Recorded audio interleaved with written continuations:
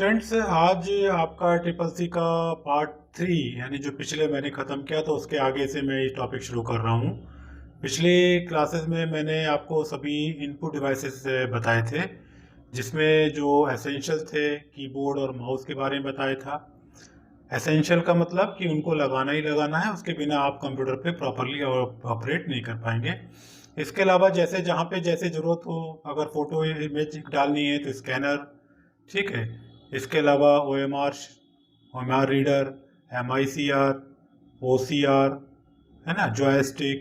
इसके इसके अतिरिक्त भी सभी वो इनपुट डिवाइसेस हैं जो एक स्पेशल पर्पस के लिए और ज़रूरत पड़ने पर आप कंप्यूटर में लगाकर उनको उनके ऑपरेशन के हिसाब से प्रयोग करते हैं।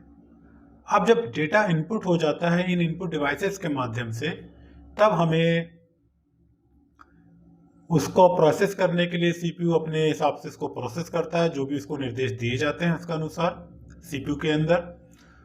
प्रोसेसिंग यूनिट का डिटेल में कंसेप्ट हम अगली क्लासेस में लेंगे। और प्रोसेस होने के बाद जो आउटसाइड द वर्ल्ड यूजर, किसी भी यूजर को जो प्रोग्राम को यूज करेगा, उसको देखने के लिए जो डिवाइसेस होती हैं, ये यूनिट्स होती हैं, वो कहलाता है आपका इनपुट यूनिट।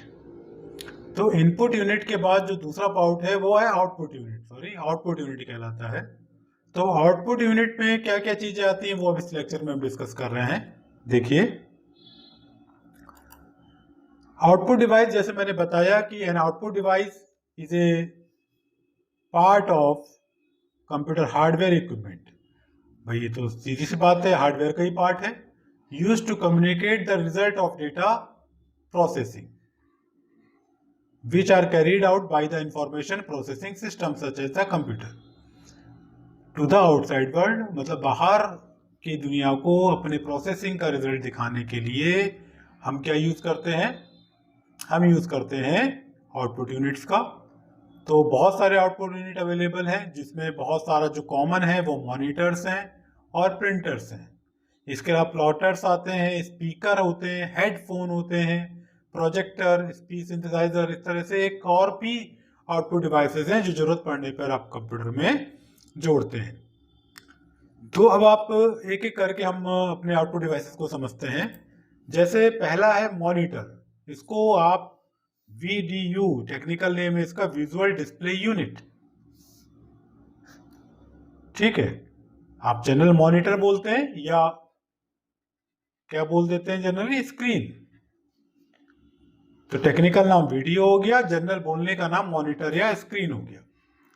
तो मॉनिटर कई तरह के होते हैं, जनरली दो मेन होते हैं, मोनोक्रोम यानी ब्लैक एंड व्हाइट मॉनिटर और coloured monitor. Black and white monitor अब खत्म हो गए हैं, इनका यूज अब नहीं होता और सभी तरह के कलर्ड का मॉनिटर चल रहे हैं। इनके भी अपने एक कैटेगरीज हैं कि किस तरह के मॉनिटर किस तरह से यूज किए जाते हैं। इसको आगे देखते हैं। एक मॉनिटर कैसे बनता है वो थोड़ा सा मैंने इसके डिस्क्राइब किया हुआ है कि जैसे आप यहाँ पे देख रहे हैं पिक्सल्स। पिक्सल का मतलब होता है एक पॉइंट, जो छोटे छोटे से आपको डॉट दिख रहे हैं, यही पिक्सल्स कहलाते हैं। ये पिक्सल से ही पूरी आपकी इमेज या स्क्रीन बनती है, जो इतने कंडेंस्ड होती है कि आपको पिक्सल्स वैसे अपनी नंगी आंखों से नजर नहीं आते। और जब इसको आप कभी कभी स्ट्रेच या इसको एक्सप्लोर करते हैं तब ये पॉइंट्स दिखते हैं। तो ये पिक्सल का रेजोल्यूशन, मतलब जितने नजदीक नजदीक होंगे उतनी स्क्रीन शार्प होगी।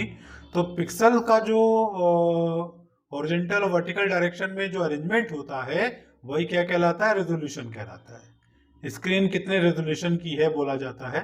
तो जितने नजदीक होंगे, the resolution monitor is higher when the pixel are closer. Resolution उतना ही ज्यादा होगा जितना पिक्सल नजदीक होंगे। जैसे एक पॉइंट, एक इसका जो पॉइंट है और ये पॉइंट अगर दूर दूर है तो जो इमेज बनेगी वो थोड़ी सी ब्लर बनेगी, और यही पॉइंट अगर नजदीक नजदीक होंगे तो जो इमेज बनेगी वो शार्प बनेगी। तो जितने नजदीक पॉइंट होते हैं वो स्क्रीन अच्छी कहलाती है, और दूर दूर पॉइंट होते हैं, पिक्सल बड़े बड़े होते हैं, तो वो थोड़ी सी ब्लर स्क्रीन कहलाती है। तो रेजोल्यूशन ज्यादा होना चाहिए। डॉट पिच का मतलब होता है डायगनली जो पिक्सल्स होते हैं वो कितनी दूरी पे है उसको कहते हैं पिच। डॉट का मतलब वही पॉइंट पिक्सल को। तो इसमें आपको ज्यादा उसमें जाने की जरूरत नहीं है।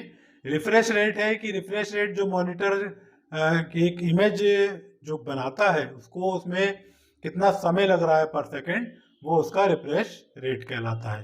तो ये कुछ एक टेक्निकल पॉइंट्स हैं जो थोड़ा पता होना चाहिए, जिससे कभी इसके बारे में कुछ आए तो आपको पता हो।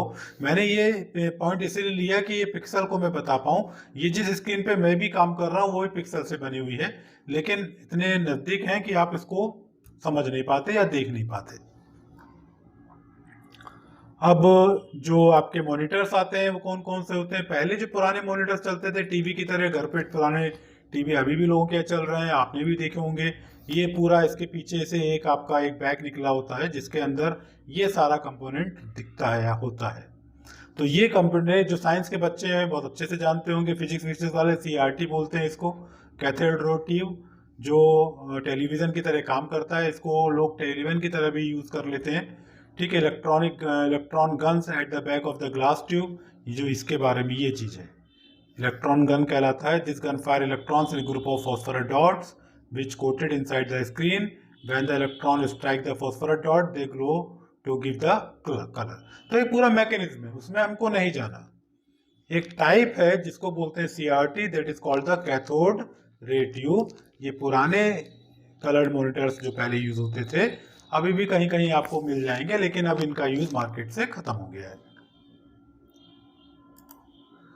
फिर लिक्विड क्रिस्टल डायोड, ये LCDs आई, अब जो जनरली चल रही हैं, ये आप इस तरह से देखते होंगे ऑफिसों में, आपके पास भी होगा, और अगर नहीं होगा तो जहाँ पे भी आप काम करने जाएंगे अब आपको LCDs ही मिलती हैं।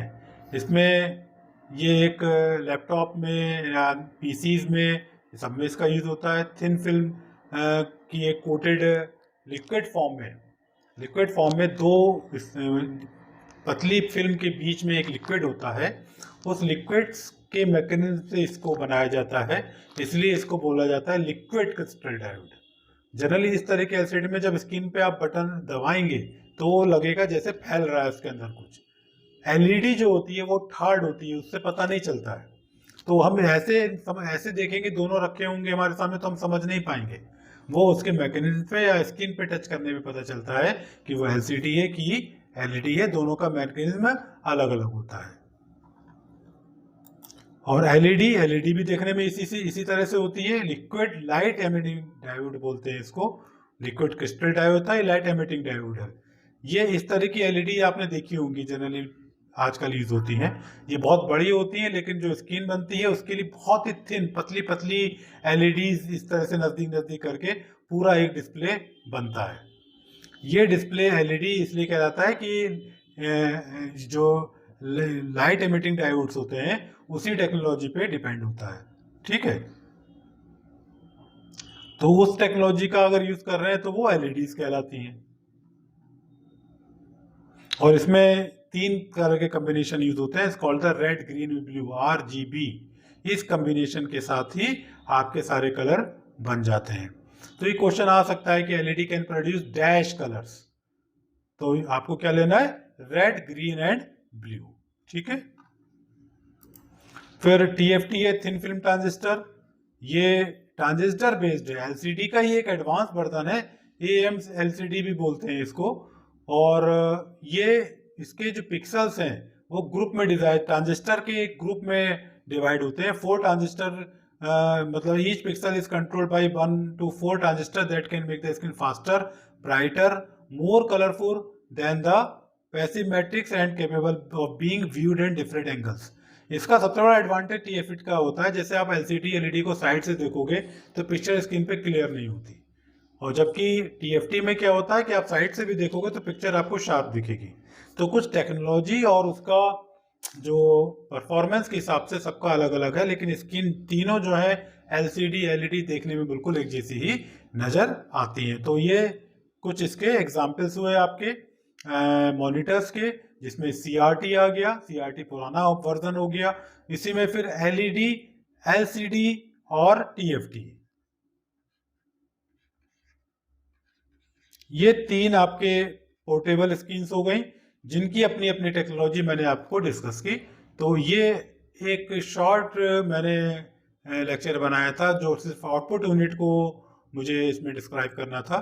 अभी मैं कोई एक्सरसाइज नहीं ले रहा हूँ, अगले जो टॉपिक को जब मैं पढ़ाऊंगा तो उसके साथ मैं इस टॉपिक के एक्सरसाइज को भी आपको कराऊंगा।